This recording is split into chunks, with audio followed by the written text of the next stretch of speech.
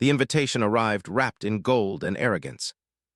It came on a silver courier drone that descended through Earth's cloudy skies, humming softly like it didn't know it was hated. The thing landed on the old United Earth Embassy platform, a structure built from steel, rust, and hope, and projected a message in the air for all to see. The symbol of the Galactic Council shimmered in pale blue light, elegant, cold, perfect. To the surviving representatives of the human species, the message began. You are invited to a peace conference on Virelin Prime to discuss terms of cooperation and an end to hostilities. That was the official line. The unspoken one was clearer. Come and kneel, little monkeys. The war is over. You lost. But humanity didn't see it that way. Earth wasn't what it used to be. The oceans were quieter now, the skies darker. Half of the cities were gone, turned to glass by plasma bombardments. The other half were rebuilt from scrap metal and willpower. And yet somehow humans survived. In underground bunkers and orbiting ruins, people whispered one phrase, "We're still here." That was their victory, survival, a stubborn, furious kind of victory that didn't need applause. So when the Council's invitation came, the leaders of the United Earth Assembly gathered in the ruins of Geneva, inside the old hall that still smelled faintly of smoke. They stood around a cracked table, under a ceiling patched with old flags, faded colors of 100 nations that no longer existed. Admiral Elias Reyes, tall and gaunt, leaned over the table. His right arm was synthetic, built from scavenged parts. His left eye glowed faintly with cybernetic light. He was a relic of 100 battles and the man the aliens feared most, the ghost of Titan. He read the message once, then again. When he spoke, his voice was low but steady. They want a peace meeting, he said. After burning our colonies, our children, our cities. A woman beside him, Commander Amani Chen, folded her arms. They want to parade us, she said, to show the galaxy the wild animals finally learned manners. Reyes didn't smile. Then let's teach them something new. The journey to Virelin Prime took 12 days through the shattered lanes of hyperspace. The ship chosen for the mission wasn't one of the Council's clean, shining cruisers. It was the Dauntless, a human dreadnought built during the last year of the war, a patchwork of old steel, scavenged armor, and scars. Its hull still bore black scorch marks from the Battle of Europa. One engine always rattled when it turned. Inside, the corridors were narrow, humming with recycled air and the sound of distant repairs. But it was alive. It had survived when so many hadn't. And so had the people aboard it. The human delegation was small, 5 soldiers, 3 diplomats, 1 admiral. No ornament, no display, just quiet strength. They carried the old Earth flag folded in a case of glass. When the Dauntless dropped out of hyperspace, the view of Virelin Prime filled the main screen. It was beautiful, the kind of beauty that felt manufactured. Silver continents, purple oceans, cities glowing like veins of light. Orbiting it were hundreds of alien ships, sleek, elegant, and cold, watching, waiting. The humans didn't flinch. Open channel, Reyes said. The comms officer nodded. They're hailing us, sir. Multiple sources. They're telling us to power down weapons before entering orbit. Reyes didn't answer right away. He looked out the viewport. Down there, somewhere, were the beings who had ordered Earth's bombardment, who had laughed when humans fought back with sticks and fire. Now they wanted peace. He finally spoke. Tell them our weapons don't turn off, neither do we. When the Dauntless entered orbit, alien sensors panicked. The human ship wasn't broadcasting the right identification codes. It wasn't broadcasting any codes. Its systems were too primitive, too unpredictable. Half the scanners couldn't even read its technology. It was too chaotic, too dirty. One Virelian officer whispered, "It's leaking radiation." Another replied, "No, that's not radiation. That's heat. It's running hot." Humans liked it that way, machines that growled, engines that burned, ships that roared like angry beasts. To the rest of the galaxy, human tech looked barbaric. To humans, it was beautiful because it worked when it shouldn't, because it refused to die. The landing wasn't graceful. The alien dignitaries arrived in silent shuttles, floating down like feathers. The human ship came down like a meteor. It slammed into the landing pad so hard the ground shook. Dust rose, alarms blared. The polished surface cracked under its weight. Then from the ramp, the humans emerged. Their boots clanked on the metal floor. Their armor wasn't ceremonial, it was dented, scorched, and patched. Their weapons were holstered but visible. Their faces were calm. No telepathic translators, no shimmering robes, no smiles. Just eyes, human eyes, hard, tired, alive. Every alien in the hall went silent. The Virelian announcer hesitated, voice trembling through the intercom. Welcome, representatives of the human species, to the Galactic Council Summit. Reyes nodded once. Glad to be here, he said softly. Let's talk peace. And behind him, the cracked Earth flag unfolded in the artificial breeze, its torn edges fluttering like a wound that never quite healed. The aliens stared at it. None of them knew why their hands were shaking. But they would soon learn.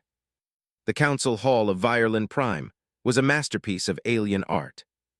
The walls shimmered like liquid crystal, bending light into soft colors. Holographic birds floated near the ceiling. The air smelled faintly of metal and flowers. Everything was designed to impress, to remind everyone who held power here. And then the humans walked in, soldiers wrapped in black and gray, boots echoing like thunder on polished floors. Every alien in the chamber turned to look. Some flinched, others whispered behind their translator fields. The human delegation moved in silence, their faces unreadable. Admiral Reyes led them, his steps slow and steady, his eyes sharp as blades. The High Speaker of the Council, Vethtel of the Crystalline Dominion, rose from his throne of glass. His body was a shifting prism, light refracting through each angle. When he spoke, his voice rang like 1,000 bells. Welcome, representatives of Terra, he said. Let this be a day of reconciliation, a day of peace. Reyes gave a polite nod. That's what we came for. He didn't bow, he didn't smile. He just stood there, tall and unshaken, surrounded by enemies. The chamber was arranged in a perfect circle. At its center stood the negotiation table, long, glowing, and pure white. Around it sat the delegates of 87 species. Some were insected, their bodies clicking and twitching. Others were covered in feathers, scales, or glimmering membranes. All were silent now, their many eyes fixed on the humans. The air hummed with quiet hostility. Vethtel gestured gracefully with one shimmering limb. Please sit. The Council welcomes your cooperation. Reyes took his seat slowly. The others followed. He placed a small tablet on the table. It was scratched, old, human-made. It looked pitiful next to the shining alien technology. But when he touched it, the hologram sprang to life, and the room fell silent. Images filled the air. Not words, not charts. Memories. The first image showed a colony, green forests, children running, laughter, then light, then fire. The next, a fleet burning in orbit, human ships torn apart by Council warships. Another, a crater where a city once stood, smoke rising from what had been millions of lives. Each image carried a timestamp. Each timestamp was followed by a small symbol in the corner, the official seal of the Galactic Council. No one spoke. Even the telepaths in the room, those who could read emotions across species, went still. The final image froze on a single sentence. Council approved. Enforcement of territorial correction, Sol system. Reyes looked up. His eyes were calm, but his voice carried a weight that filled the hall.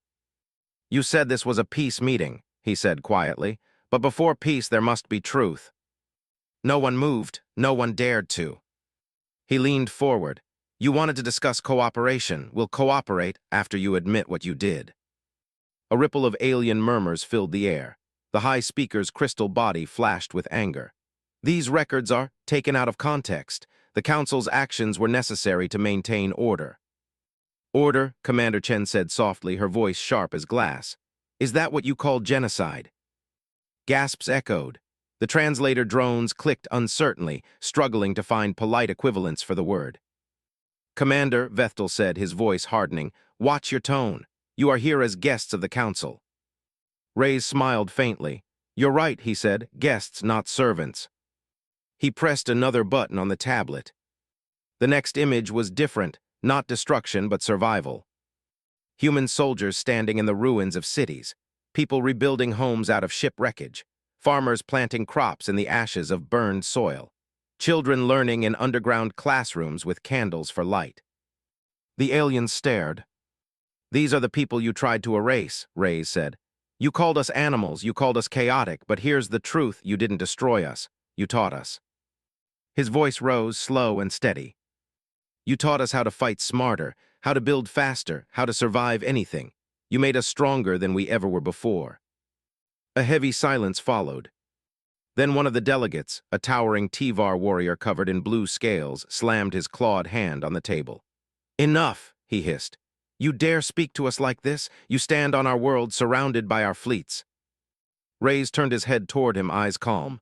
Yes, he said, and yet here we are. The Tivar's nostrils flared.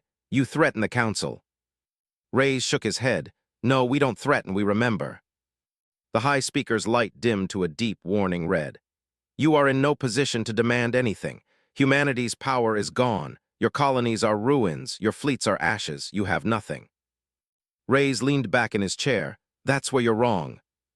He tapped the side of his temple with one finger. We have this: memory, will, and the one thing your kind never understood: we don't need permission to survive. A cold quiet filled the room. The aliens shifted uneasily. Some exchanged silent thoughts. Others stared at the humans with something that looked almost like fear. Finally, the High Speaker said, his tone sharp, You will show respect in this chamber, Admiral. You will. Reyes cut him off. With all due respect, Speaker, respect is earned. For a moment, no one breathed. The crystalline being froze, his light flickering uncertainly. Reyes looked around the room, at all the species who had once hunted his kind. You wanted peace, he said softly. So did we, but peace without justice is just surrender. Then he stood, and humanity doesn't surrender. Every eye followed him as he turned away from the table. The silence was heavy, almost painful.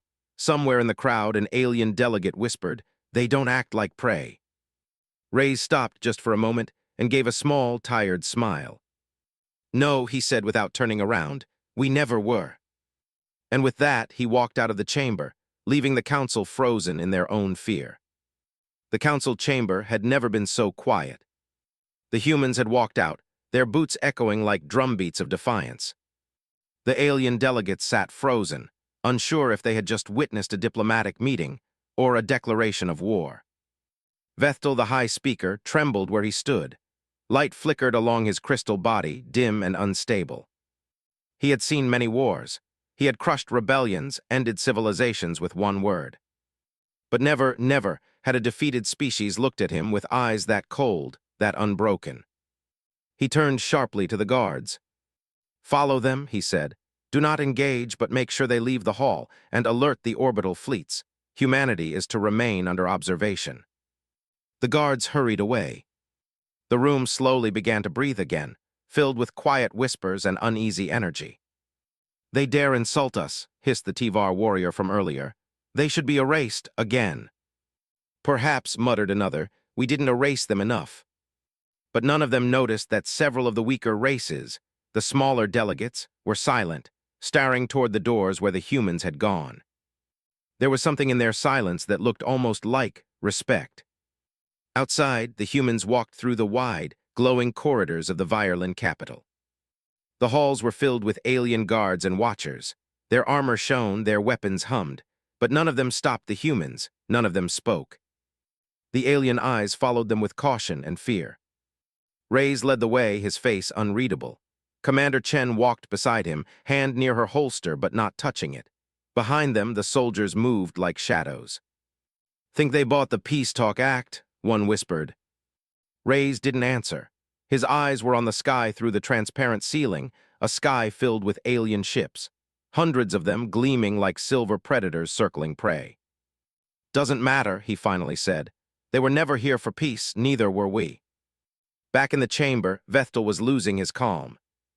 They mock us, he said, his voice cracking like glass under pressure. They stand on our world and accuse us of crimes. I will not tolerate it. The Xanax Hive Queen, a massive creature of black chitin and glimmering eyes, hissed in amusement. Then crush them. You have fleets, don't you? End them now. Her words spread like poison. The room filled with agreement, mutters turning to growls, growls turning to roars. Destroy their ship. Show them the cost of arrogance. Remind them who rules the stars. The high speaker raised his hand for silence. His voice rang out sharp and cold. Enough, they will learn their place.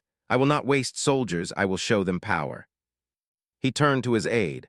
Prepare a demonstration, target their ship, minimal force. I want to see them kneel. Above Virelin Prime, the human dreadnought Dauntless orbited quietly. It was an ugly thing, scarred, asymmetrical, patched together from the bones of older ships. To alien eyes, it looked more like a threat than a vessel. But inside it was calm. The bridge was dim, filled with the low hum of engines and the occasional beep of scanners. Lieutenant Ramos sat at the console, watching the alien fleet through thick glass. "Sir," she said softly into her comm, "we're being scanned aggressively." Admiral Reyes' voice came through the line. "Let them look. They like to feel safe before they make mistakes." Ramos glanced at the sensor readout, hundreds of ships in orbit, moving into new positions. "Sir, they're tightening formation, looks like targeting patterns." "Understood," Reyes said. "Keep shields hot, weapons cold." "Yes, sir, and if they fire?" Reyes was quiet for a moment. Then he said, "Then we remind them who taught us war." Minutes later it happened. A single lance of energy streaked from one of the alien cruisers. It hit the Dauntless's hull, a flash of light, a ripple of force. No explosion, no flames. The human ship didn't even move. Instead, the impact sensors registered the hit as insignificant. The ship's old Terran alloy plating, designed to withstand atmospheric re-entry without shields, had simply absorbed it. On the bridge, Ramos smiled grimly. Was that supposed to be scary? She opened comms. "Admiral, they just fired a warning shot."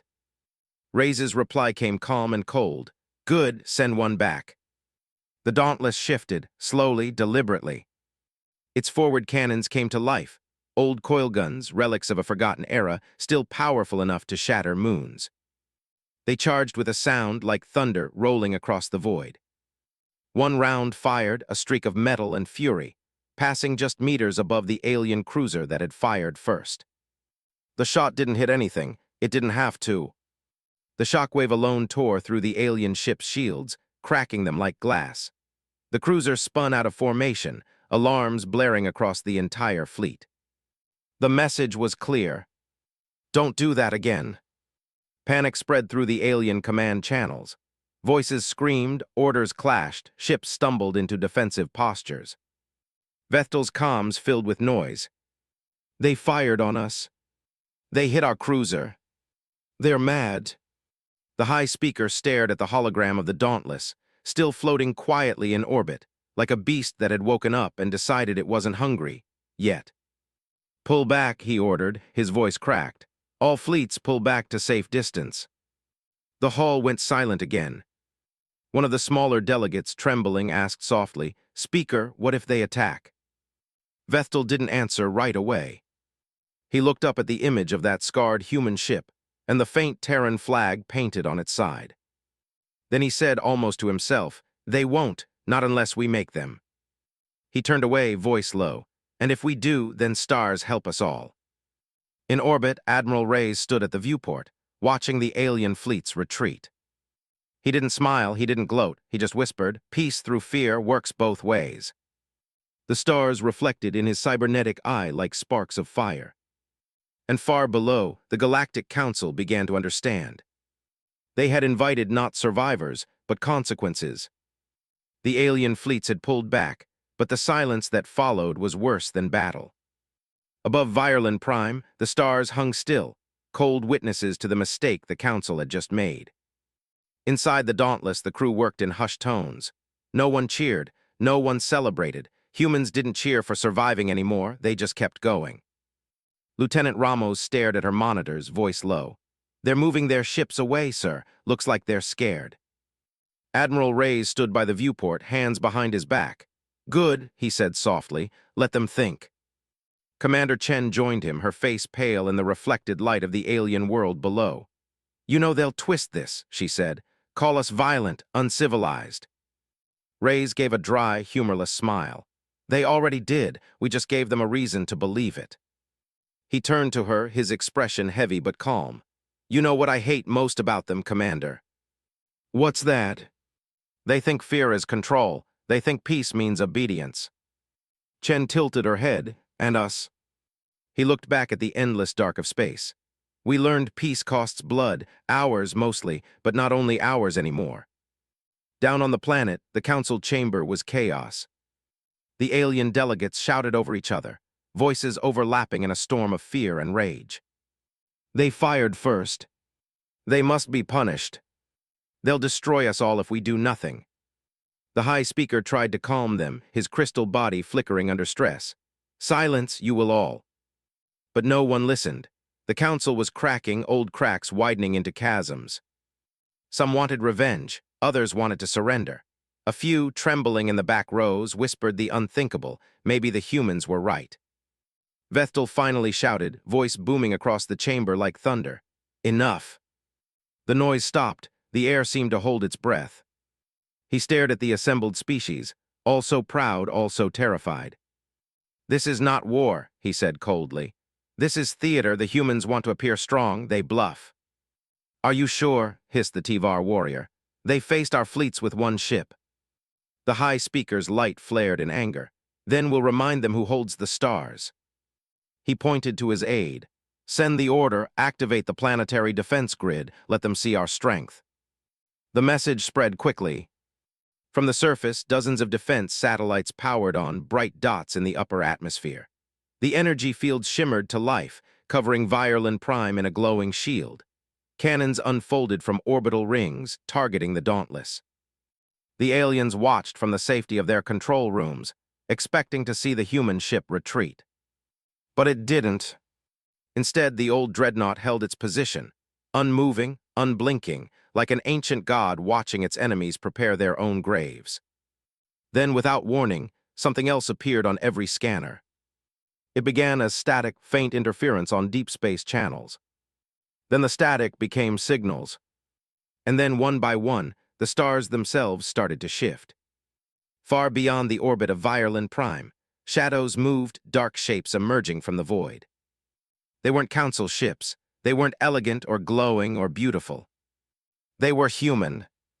Old, scarred, jagged. Ships welded from scrap, carriers built from broken moons, battleships whose hulls were carved with the names of the fallen. And there were hundreds of them, thousands. Every sensor on the planet screamed. The High Speaker stared at the readings, light flashing wildly through his crystalline body. Impossible, he whispered. They couldn't have built this, not so soon, not after what we... But he stopped himself, because deep down he already knew. Humans had built it because they had to, because pain had become their fuel and survival their only religion. In orbit, Reyes' face was lit by the blue glow of incoming signals. His comm officer turned, voice shaking. Fleet confirmations, sir. The Horizon, Valkyrie, Ganymede's Fury, all reporting in. Task Force Nova and Iron Command joining formation.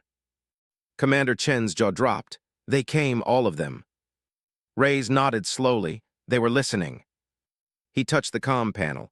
All units hold position, no aggression unless fired upon.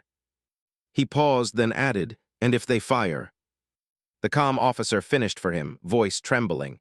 Then we remind them we're still human. From the surface, the alien delegates looked up through the glass ceiling of the council dome. The sky was no longer blue. It was metal. The human fleet covered the heavens like a storm, blotting out the stars. Engines burned with orange fire, ships arranged in silent, perfect formation. And on every ship painted in defiance were words in crude, human script, names of lost cities and dead worlds. New Berlin, Tokyo, Titan Base, Nairobi, Mars Outpost 11. The aliens who had laughed at humanity now sat trembling in their seats. This is madness, whispered the Tivar. They cannot maintain so many ships. The Hive Queen hissed, they already are.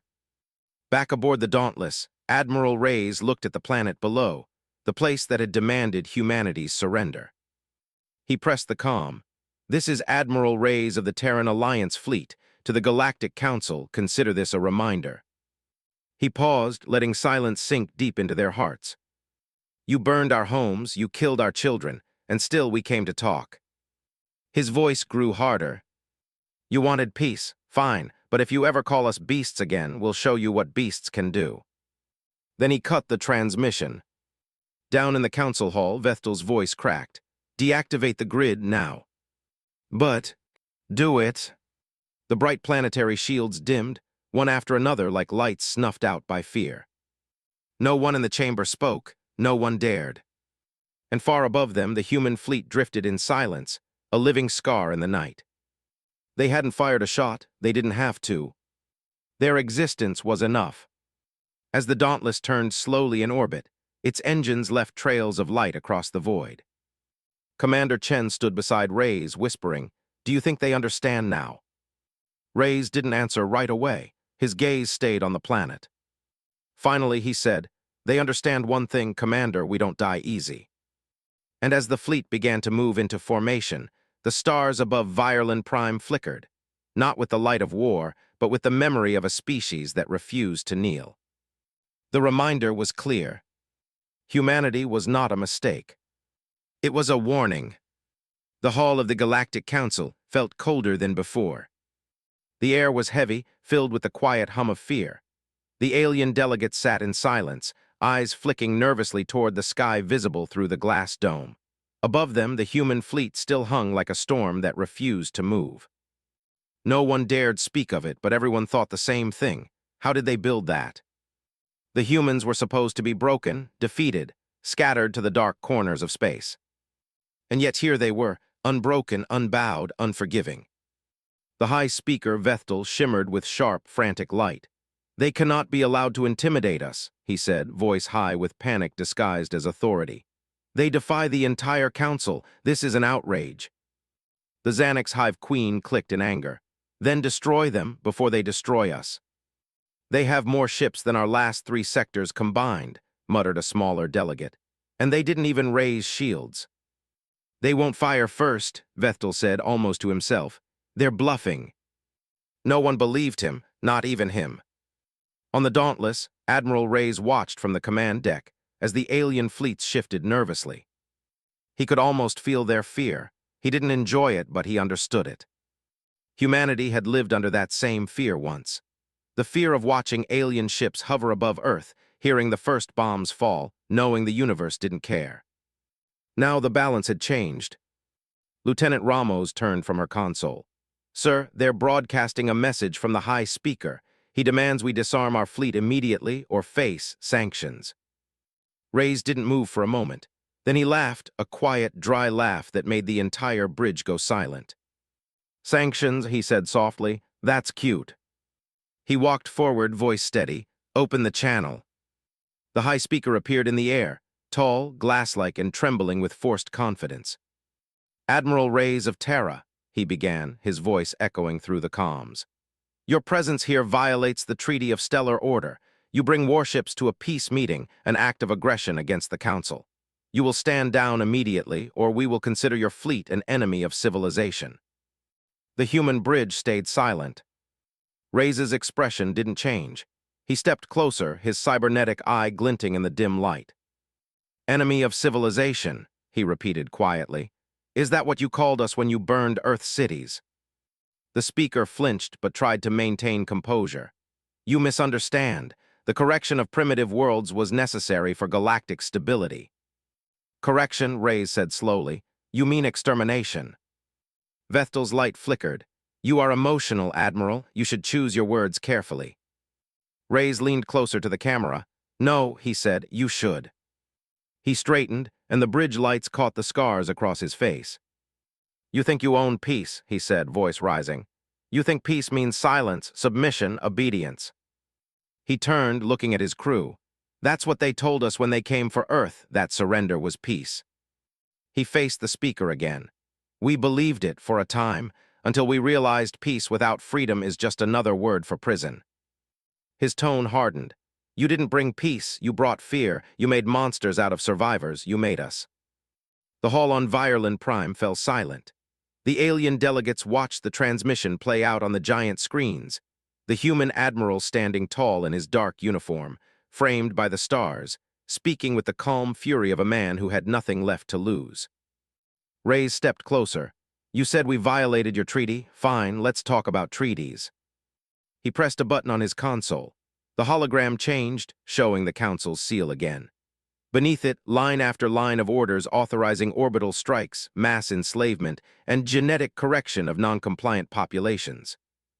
Your peace, Reyes said, was built on bones. You wrote the laws that made it legal to burn children alive. Vethel's voice cracked. You twist history. History doesn't need twisting, Reyes said coldly. It remembers, and so do we. He paused. That's what makes us dangerous, speaker. You forget we don't. Down on the planet, the Council delegates whispered to one another in growing panic. They have the archives. They know everything. This could destroy the Council. And somewhere in the back, a soft voice, a representative of a small farming race, whispered, maybe it should. On the Dauntless, the crew waited for the speaker's answer. None came. Reyes sighed and looked out at the stars again. You know, he said quietly, we didn't come here for revenge. We came to see if there was still something in this galaxy worth forgiving. Commander Chen spoke from behind him, and he gave a bitter smile, still looking. Finally, Vethel spoke again, but his tone was different now, tight, defensive, afraid. What do you want, Admiral? Reyes looked straight into the camera. Justice, he said, and a future where no one ever does to another world what you did to ours. And if we refuse? Reyes' answer came like a gunshot. Then we make sure you never get the chance. The transmission cut. The high speaker stood frozen, his light flickering weakly. Around him, the Council erupted into chaos, some shouting for war, others begging for peace, and a few simply staring at the screens with wide, unblinking eyes. One delegate whispered what many were thinking. They sound just like us. But Vethel shook his head slowly. No, he said. They sound worse. They sound like what we feared most, prey that learned how to bite back.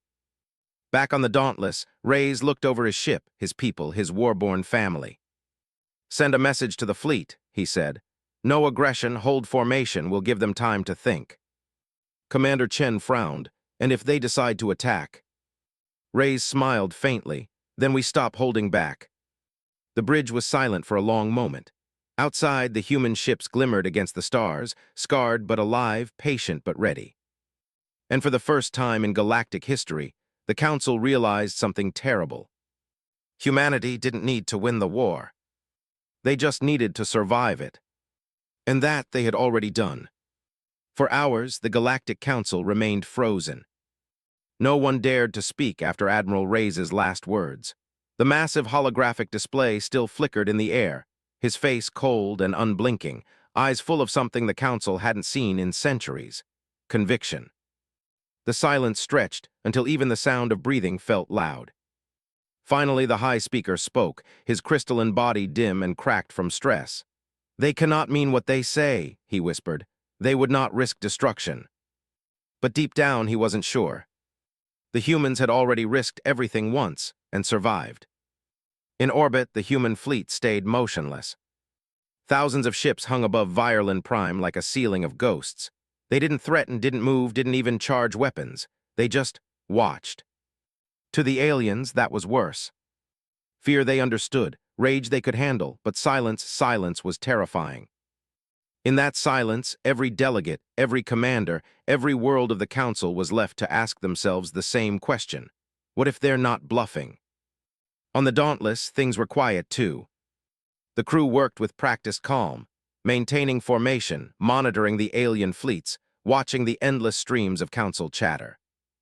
Lieutenant Ramos leaned back in her chair and muttered, "Never thought I'd see the day the galaxy went quiet because of us." Commander Chen smiled faintly. "Makes a nice change, doesn't it?" Ramos chuckled. "Yeah, feels like the quiet before an exam, except the test is survival." Admiral Reyes stood by the viewport, arms crossed. His reflection stared back at him, an older man with too many scars, too much history in his eyes. "Maybe they finally understand what we've been saying," he said softly. Chen looked at him. "That we want peace." Reyes shook his head. "That they don't get to decide what peace means anymore." Down on Virelin Prime, panic and politics collided. The Council's main chamber was in chaos again. Delegates shouted across the room, translator drones buzzing frantically to keep up. "This is war," screamed the Tivar general. They must be crushed before they spread their madness. Crushed, hissed the Hive Queen. You saw their fleet, you try it first. Another delegate slammed a clawed hand on the table. We can't let this stand. They're primitives, they. Just held a weapon to the entire galaxy's throat, someone interrupted. The room fell silent. All eyes turned toward the speaker, a small, quiet creature from the border colonies, scales dull and eyes weary. He stood slowly, voice trembling but clear. You called them animals, you hunted them, you burned their worlds, and they came here with truth in their hands instead of fire. That's not madness. He paused, that's restraint. The word hit harder than a weapon. The irony was almost too much. For years, the Council had painted humans as wild, unstable, incapable of reason. But now, as the delegates screamed for war, it was the humans who waited patiently, calm, cold, disciplined. The monsters had become the diplomats. The conquerors had become the frightened. And somewhere deep down, the Council began to realize a truth they didn't want to face. Humanity wasn't the threat anymore. They were the mirror. Back on the Dauntless, Commander Chen brought a report to Reyes' console. Interception logs, she said. Council fleets are arguing among themselves, half want to fight, half want to surrender. Reyes glanced at the screen, scanning the endless noise of alien transmissions. How long before one side decides to do something stupid? Not long, sir. He nodded, then we make sure the first move isn't theirs. He tapped a control panel. Send out a general transmission to every ship, every species on that planet. No threats, no demands. Chen frowned. What message do you want to send? Reyes looked at her, a small, tired smile crossing his face. Something simple, he said. Something they'll remember. A moment later, every communication channel across Virelin Prime lit up. Every ship, every screen, every datapad flickered to life with the same image. A single human flag waving gently in the wind, torn and burned but still standing. Then a voice, Reyes' voice, filled the air. This flag once flew over a world you tried to erase. You failed. Humanity doesn't want your war. We don't want your pity. We came for peace, but peace to us means freedom. You can live beside us, or you can live in our memory. Choose wisely. When the transmission ended, the silence that followed felt heavier than a supernova. In the council chamber, Vethel's crystal body cracked under the strain. He sank slowly into his seat, his voice faint. Do you see what they've done? They've turned fear into faith. Even now, half our colonies are broadcasting messages of support. The Hive Queen hissed softly, then maybe they should lead. Her words sent ripples through the room. No one dared agree, but no one argued either. The High Speaker lowered his head, his light dimming to gray. You don't understand, he whispered. We made them what they are. We built our empire on their suffering, and they learned too well. He looked up at the sky through the dome, at the massive human fleet, silent but unyielding. The irony, he said softly, is that they came to us as students, and now we're the ones who have to learn. On the Dauntless, Reyes stood alone at the viewport, watching the lights of Virelin fade beneath him. Chen approached quietly. The Council, asking for another meeting, she said. They're calling it a ceasefire negotiation. Reyes gave a small, humorless laugh. Ceasefire? We didn't fire a shot. So what do we tell them? Reyes' eyes stayed on the stars. Tell them we'll talk, he said, but this time they sit down first. As the Dauntless turned, the light of Virelin reflected off its battered hull, shining over the scars like medals of war. For the first time in galactic history, the predators of the universe found themselves on their knees, not because of fear, but because of respect. And far above them, humanity drifted in silence, a living reminder of their own arrogance. They had called humans animals. Now they called them teachers. That was the irony. That was the lesson. For 3 days, the galaxy held its breath. The human fleet stayed in orbit, silent and still, a wall of scarred steel and burning engines hanging over Virelin Prime like judgment made of metal. Below, the Galactic Council argued, broke apart, reformed, and argued again. But one truth remained unspoken, echoing in every mind. The humans had won. Not with guns, not with fire, but with the one thing, the galaxy had never seen before defiance that refused to die. Inside the council chamber, Vethtel, the High Speaker, stood before a broken crowd of delegates. His once brilliant body now glowed faintly, cracks spidering across the glass-like surface. His voice was tired. The human delegation has made its position clear. We either recognize their sovereignty or face extinction. A murmur spread across the room, fear, disbelief, anger, and something new. Something that tasted almost like respect. The Hive Queen hissed. They wouldn't dare strike first, they crave peace. Vethtel looked up at her, light flickering weakly. Peace, he gave a sound that might have been laughter. They are peace, the kind that comes after everything else is dead. No one replied. There was nothing left to say. Above them, aboard the Dauntless, Admiral Reyes stood at the viewport, hands clasped behind his back. The reflection of the planet shimmered in his eye.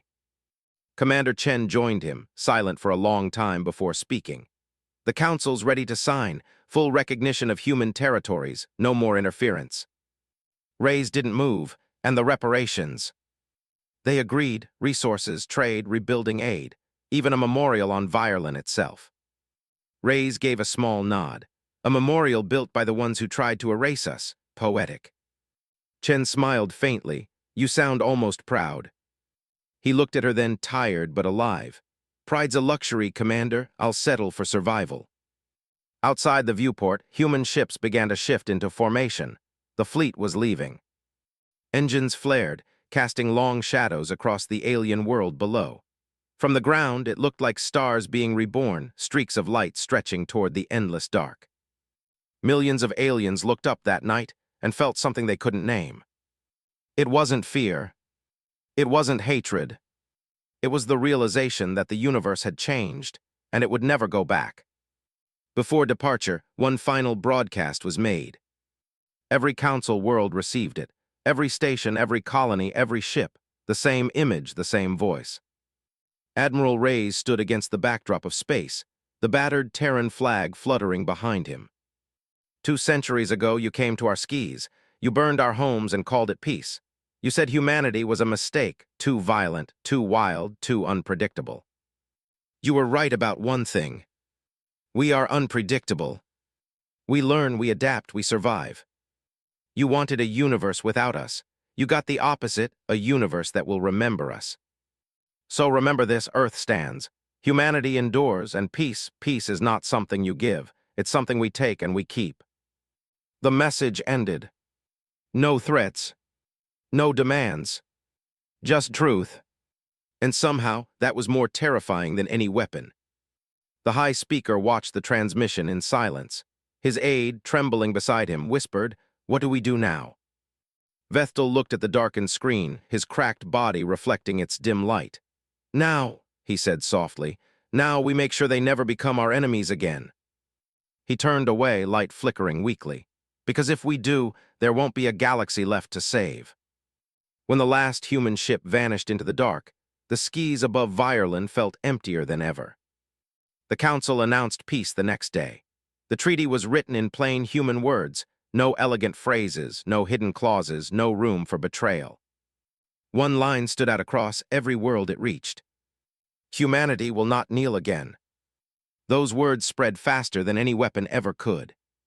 In colonies far from the core, oppressed races whispered them in the dark. On slave worlds, workers carved them into walls. And on dying planets, survivors painted them on starship hulls, crude, uneven, but filled with hope. The humans hadn't just survived. They had changed the rules. On the long journey home, the Dauntless drifted through quiet space. Inside his quarters, Reyes stood before a window, staring at the stars.